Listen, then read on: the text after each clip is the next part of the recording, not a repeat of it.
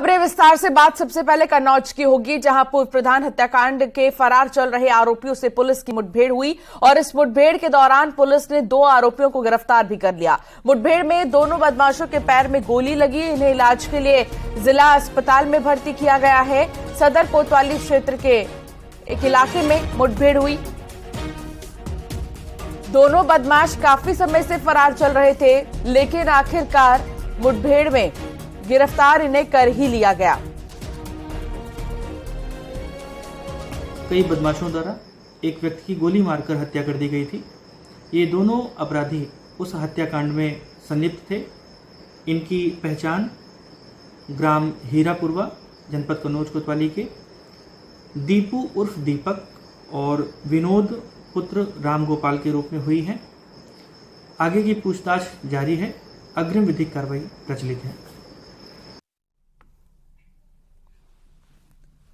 माध्यमिक शिक्षा विभाग में अधिकारियों के तबादले हुए हैं। 27 DIOS के तबादले हुए हैं।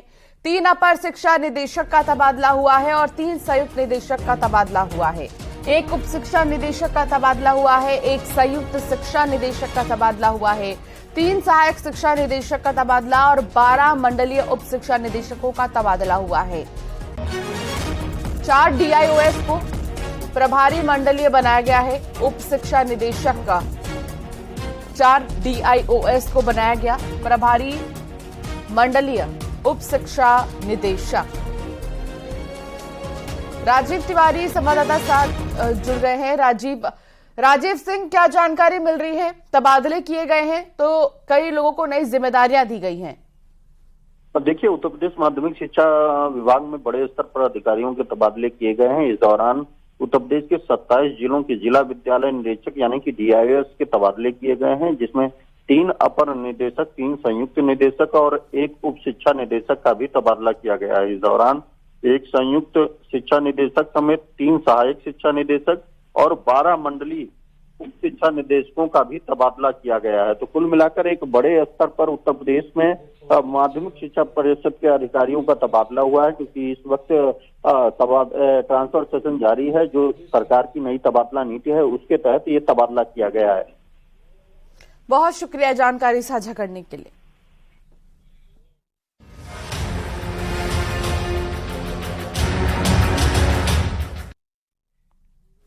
चंद्रशेखर पर हमले से जुड़ी एक बड़ी खबर आ रही है, जहां सीसीटीवी में हमलावरों की गाड़ी दिखी है। चंद्रशेखर की गाड़ी का सफेद रंग को देखा गया है और पीछा कर रही थी गाड़ी। बता दें कि भीम आर्मी चीफ पर फायरिंग हुई है और सबसे पहले आप इस सीसीटीवी फुटेज को देखिए। इसमें दिखाई दे रहा है चंद्रशेखर की गाड़ी के पीछे पीछे एक सफेद रंग की गाड़ी पीछा करती हुई नजर आ रही है और उधर चंद्रशेखर ने अपने समर्थकों से शांति बनाए रखने की एक तरफ अपील भी की है। तो जो समर्थक है आजाद समाज पार्टी के, उनसे अपील की है चंद्रशेखर ने कि शांति बनाए रखें। तो न्यूज़ 18 पर यह करूंगा सभी साथियों से कि वो शांति बनाए रखें, जो मेरे ये हॉस्पिटल के बाहर हैं और जो कहीं भी हैं।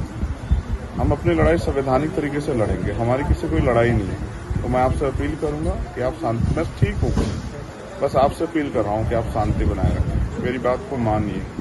मैं आपसे अपील कर रहा हूँ, मेरी रिक्वेस्ट, आप शांति बनाए रखें। यही हाँ, कल एक त्यौहार भी है और देखो सब लोगों को उत्साह है अपने त्यौहार के प्रति। मेरी रिक्वेस्ट है, आप मुझसे प्यार करते हैं, मेरी बात को मानिए, आप बस शांति बनाए रखें।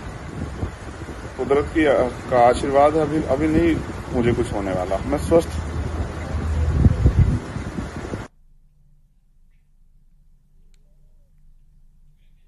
भीम आर्मी के अध्यक्ष चंद्रशेखर पर सहारनपुर के देवबंद में हमला हुआ है। चंद्रशेखर अपने साथियों के साथ एक कार्यक्रम से लौट रहे थे, उसी वक्त उनकी गाड़ी पर ताबड़तोड़ फायरिंग हुई है। वारदात में चंद्रशेखर जख्मी हुए हैं।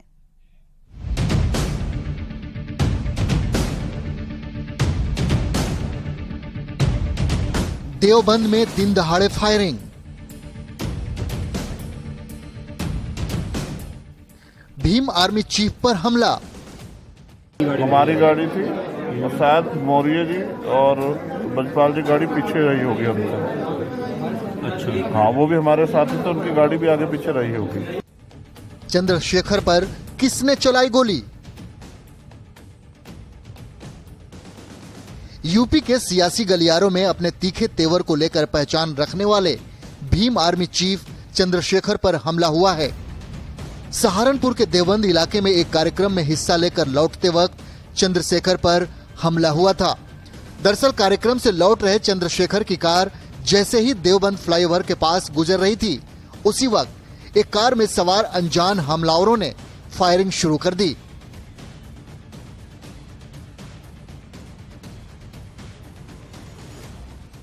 सहारनपुर की तरफ, ये जो रोड सहारनपुर जाता है गागालड़ी वाला, हाँ, ये जो हाईवे है इसी की तरफ भागी, वो नीचे ही थी, उसी से भागी। हमने यू टर्न लिया। आपके साथ कुल कितनी गाड़ियां थी? आप लोग कितने लोग थे? अकेली गाड़ी थी उस समय हमारी। हरियाणा नंबर की कार में सवार बदमाशों ने चंद्रशेखर की कार पर 4 राउंड फायर किए। कार सवार बाकी लोग तो बच गए, लेकिन चंद्रशेखर गोली लगने से जख्मी हो गए। गोली चंद्रशेखर की कमर को छू कर निकली है। वारदात के बाद हमलावर सहारनपुर सिटी की तरफ फरार हो गए। में चंद्रशेखर को लेकर उनके साथी सीधे जिला अस्पताल पहुंचे, जहां उनका इलाज कराया गया। मैंने यू टर्न ले लिया, फिर मुझे जानकारी नहीं क्या हुआ।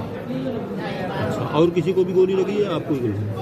नहीं, हमारे साथी डॉक्टर साहब को शायद जो है उनको मैंने देखा कि जब मुझे सही तरह से याद था तो उनके हाथ से खून चल रहा था। चंद्रशेखर पर हमले की खबर मिलते ही पूरे जिले में हड़कंप मच गया। जिले के तमाम सीनियर पुलिस अफसर मौके पर पहुंचे। उधर सियासी गलियारों से भी कई बड़े नेताओं ने चंद्रशेखर पर हमले की निंदा की और हमलावरों की फौरन गिरफ्तारी की मांग की। आज देवबंद पुलिस को सूचना मिली, करीब 5:15 बजे ये फायरिंग की सूचना पुलिस को प्राप्त हुई, जिस पर कि पुलिस के आला अधिकारी तत्काल मौके पर पहुंचे हैं और मजरूब का अस्पताल ले गए हैं। जो मजरूब हैं उनको गोली पेट में छू के निकली है साइड से, और उनके बताए गए घटनाक्रम की जांच पुलिस कर रही है।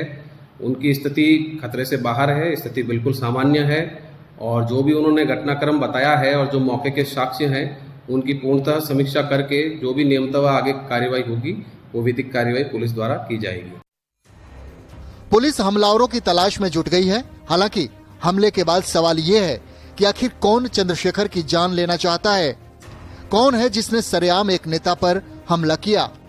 भीम आर्मी चीफ चंद्रशेखर पर हमला एक बेहद संवेदनशील घटना है, जिसके मद्देनजर पुलिस ने भी सुरक्षा के इंतजाम पुख्ता किए हैं।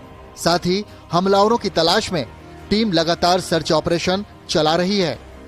चंद्रशेखर पर हमला किसने और क्यों किया, इस सवाल का जवाब तो हमलावरों की गिरफ्तारी के बाद ही मिलेगा। न्यूज 18 के लिए सहारनपुर से उमेश श्रीवास्तव की रिपोर्ट।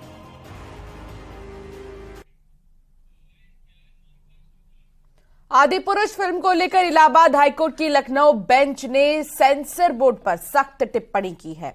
हाईकोर्ट ने कहा है कि इस फिल्म को पास करना ब्लंडर है।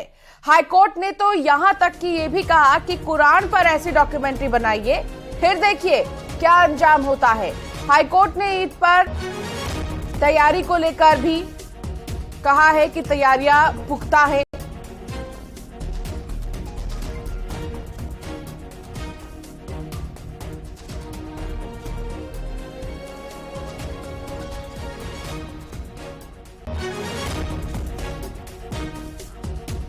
तो आदिपुरुष फिल्म विवाद से जुड़ी एक खबर, जहां हाईकोर्ट ने सेंसर बोर्ड पर सख्त टिप्पणी की है और आदिपुरुष को सेंसर की मंजूरी को ब्लंडर भी बता दिया है कोर्ट ने।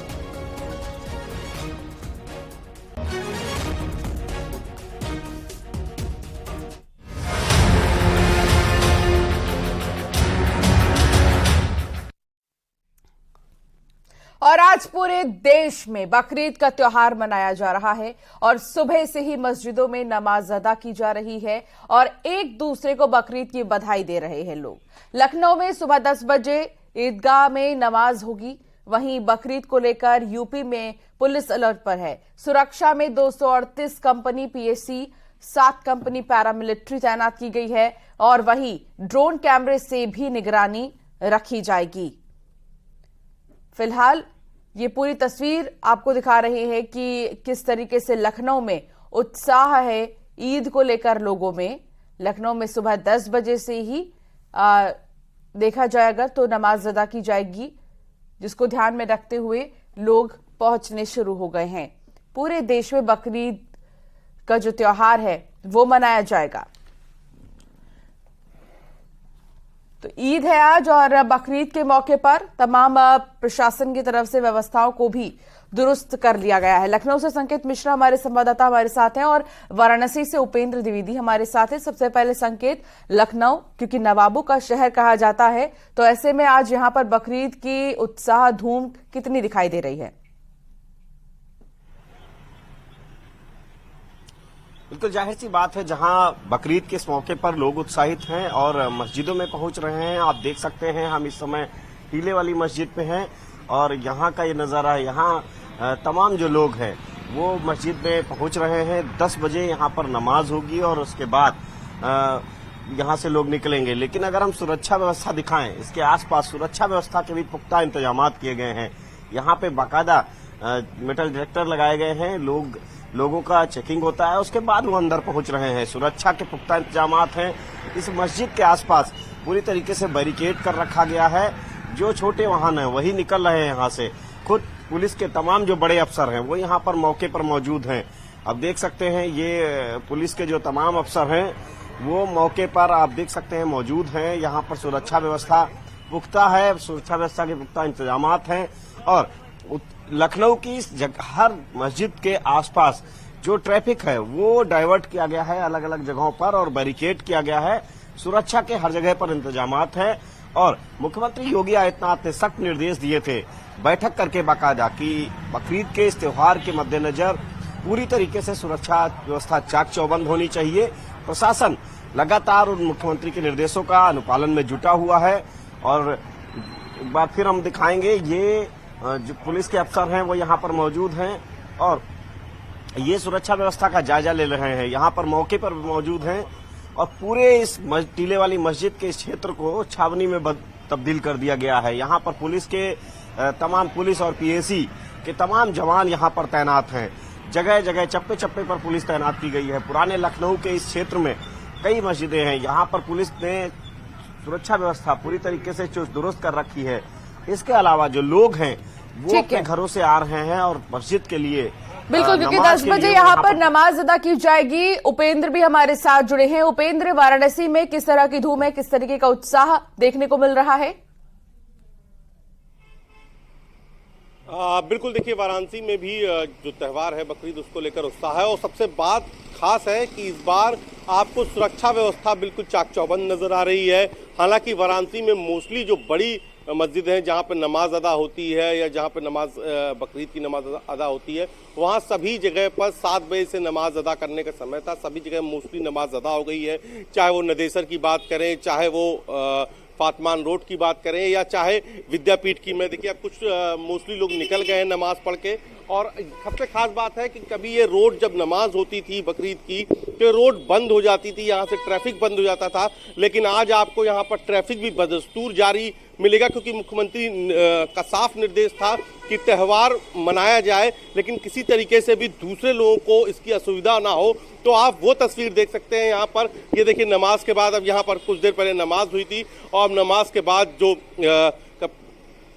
सामान है वो यहाँ पे हटाया जा रहा है और ये पूरा रास्ता इस बार खुला रखा गया। खास बात यह है कि मुख्यमंत्री ने साफ तौर पर कहा कि त्यौहार की जो परंपरा है वो निभाई जाए लेकिन नई परंपरा कहीं से भी ना आए, क्योंकि वाराणसी में अक्सर जो बकरीद थी उसमें देखने को मिला, हम लोगों ने पिछले कई सालों पहले भी रिपोर्टिंग की, तब हमेशा ये तस्वीर आती थी प्रतिबंधित जानवर की कुर्बानी की तस्वीर आती थी। लेकिन इस बार ऐसा कहीं नहीं है और इस बार पूरी तरीके से पुलिस जो है मुस्तैद है कि किसी तरीके से परंपरा तो हो लेकिन नई परंपरा न डाली जाए। लखनऊ हो या वाराणसी, हर जगह पुलिस मुस्तैद है और पुलिस भी सतर्क है, एक्शन मोड में है।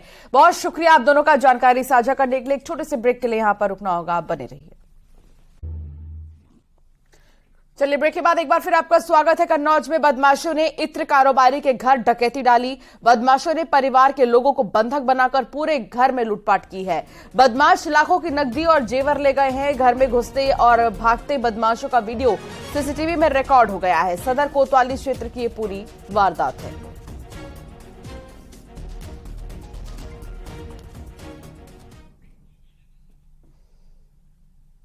और दिल्ली एनसीआर में फिर मौसम का मिजाज बदला हुआ देखने को मिला है। आज सुबह आसमान में घने काले बादल छा गए हैं। इन इलाकों में बारिश हो रही है, जिससे मौसम सुहाना हो गया है।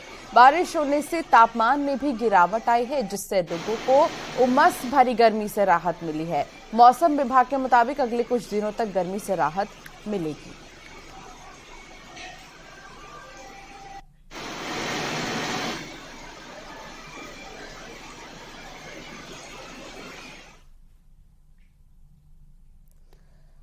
गोलगप्पे खाने वाले शौकीन सतर्क हो जाएं, क्योंकि फिरोजाबाद से लिए गए कई सैंपल जांच में फेल निकले हैं। फिरोजाबाद अस्पताल के बाहर गोलगप्पे का ठेला लगाने वाले दुकानदार के यहां गोलगप्पे के पानी में रंग मिला है।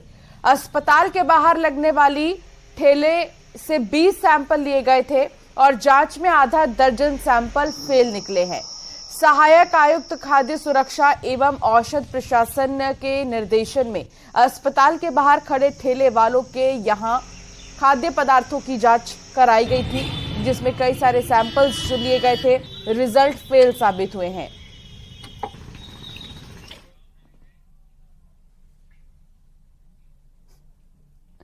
और यहां एक छोटे से ब्रेक के लिए रुकना होगा, खबरों का सिलसिला जारी है।